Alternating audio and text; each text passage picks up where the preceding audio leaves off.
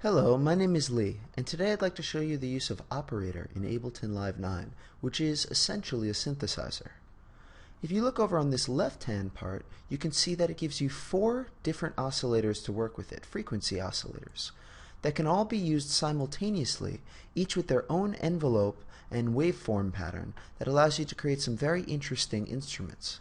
But I'm going to turn these 3 off for now and just look at A to show you the basic controls of this operator. First, you can see over here that you can pick the waveform.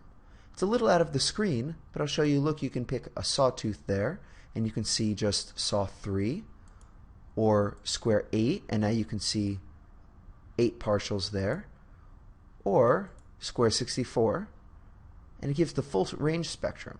You can also control individual partials like that, and now you see the waveform sets to user. So that sounds like this.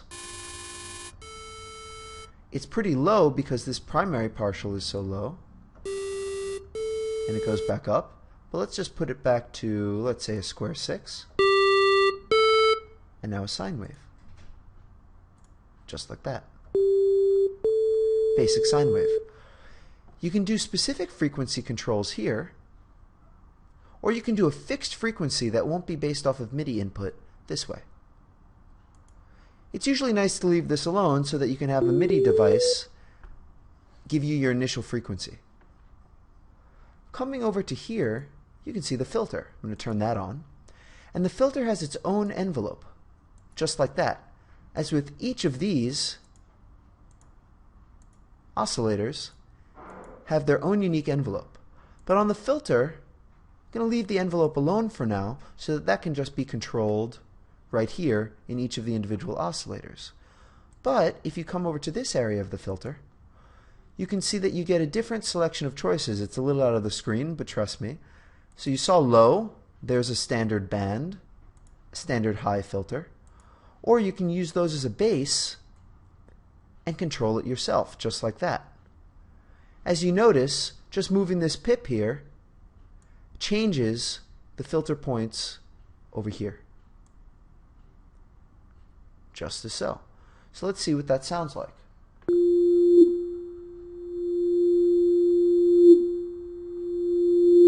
As you see, there's a high point of resonance there because that's probably right around the cutoff frequency. Or rather, the frequency that I'm playing right now through the input. So, as you can see, that was filter type, frequency, and resonance, cutoff frequency right here. And the standard ASDR, A-S-D-R, or ADSR, is right here. But there's a variety of other options that you can have here and explore in the help section over on this side. One, just for example, a nice one, is you can sync aspects of things to the set as it's playing, which is pretty nice. But now I'd like to show you an example of some of the other features that come along with operator by looking at a few other samples. This is a standard operator acid bass that comes with Ableton. Take a look what that sounds like. Sorry, that has a ping pong delay on it. Turn that off. And as you can see, they're using 3 of the 4 oscillators. They're using the LFO over here in a sine pattern, and they're using this low-pass filter with a bit of resonance right there at a pretty low cutoff frequency in order to get the acid bass effect. Looking over here at these oscillators, you can see that basically the only change they did to the envelopes were right here.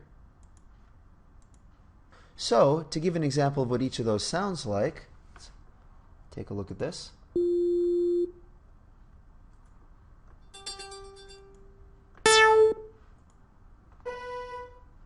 Just like that.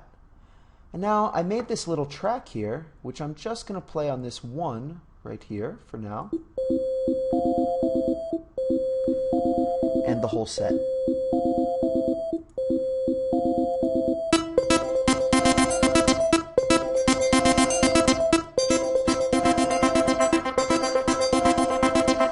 Thank you very much. That was just using the operators available in Ableton Live 9, 1 custom, 3 standard.